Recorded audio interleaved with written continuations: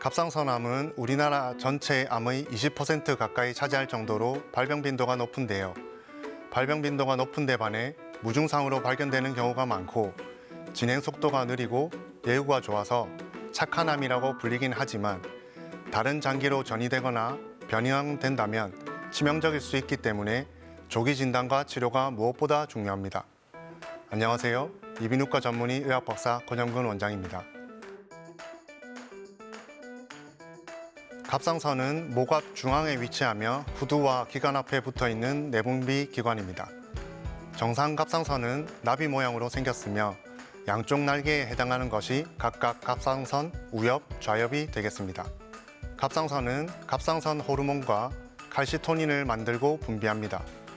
갑상선 호르몬은 체온 유지와 신체 대사의 균형을 유지하는 데 중요한 역할을 담당하고 칼시토닌은 뼈와 신장에 작용하여 혈중 칼슘 수치를 낮추어주는 역할을 하게 됩니다. 갑상선에 생기는 종양의 약 5% 정도만 악성 종양이며 나머지는 대부분 양성 종양으로 낭종, 선종, 국소 갑상선염 등이 이에 해당됩니다. 악성 종양에는 갑상선 유두암, 여포암, 수질암, 역형성암이 있습니다. 흔히들 갑상선암이라고 하면 대부분 갑상선 유두암을 이야기하며 국내의 경우 최근 발생한 갑상선암의 97% 이상을 차지하는 것으로 알려져 있습니다.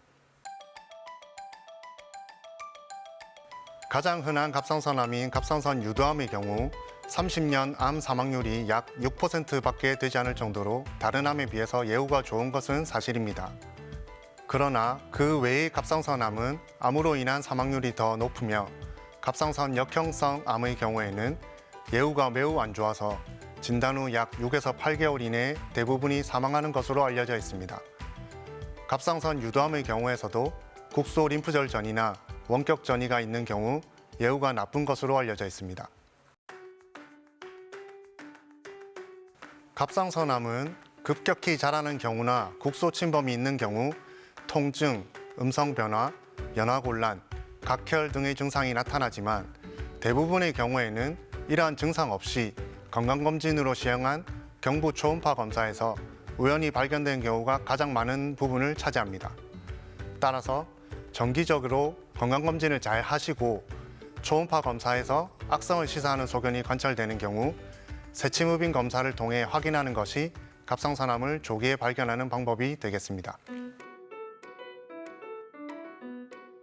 갑상선암의 첫 번째 치료 방법은 수술입니다. 수술 후 남아있는 눈에 보이지 않는 잔여 조직을 제거하기 위해 사용하는 것이 방사선 동위원소 치료이며 특별한 경우에 외부 방사선 조사나 항암 약물 치료를 보조적으로 사용할 수 있습니다.